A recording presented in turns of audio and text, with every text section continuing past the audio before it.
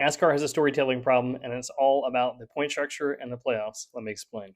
All sports are storytelling. They tell a story of who's good, who's bad, who won, who lost. Standings and playoffs and all of that are built to tell a story of who's the best, who won, and who deserves, because just one game doesn't tell enough.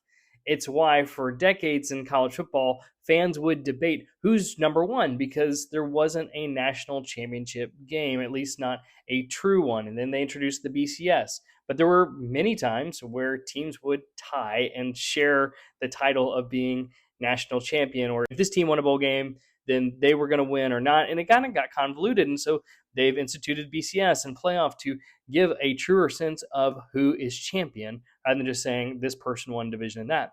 It's part of why the NFL is the NFL, that it used to be the AFL and NFL. And so fans wanted to see who is truly the best. But NASCAR has always had this narrative because everybody plays all at the same time. All of the drivers are on the track, all of the teams are competing all at once. So you know who's the best week in and week out at different track types. And over the course of an entire season, you find out who's the best.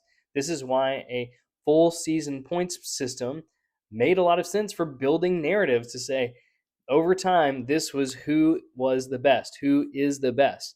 It's why in Formula One, it's easy to follow, and in IndyCar as well, to say, this person, this team is dominating because they're consistently beating all of the other teams or beating them at a higher rate than everybody else.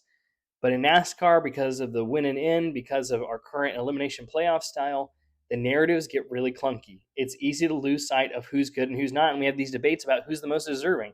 Is it Denny Hamlin who had the most wins? Is it Christopher Bell who had the best average finish? Is it William Byron because he won the regular season? Was it Kyle Larson who earned the most points? And so it's very convoluted because we have broken up and chunked up the narrative of who's good and who's not with all of these resets, all of these rounds, and then to some degree, the win and in as well. And so I think NASCAR could right the ship and write the narrative as they seek to change the playoff system and give us a more coherent story of who's the best and who's winning. And I think that's a big part of why people are tuning out, because it's hard to know week in and week out who's the best. So NASCAR has a storytelling problem.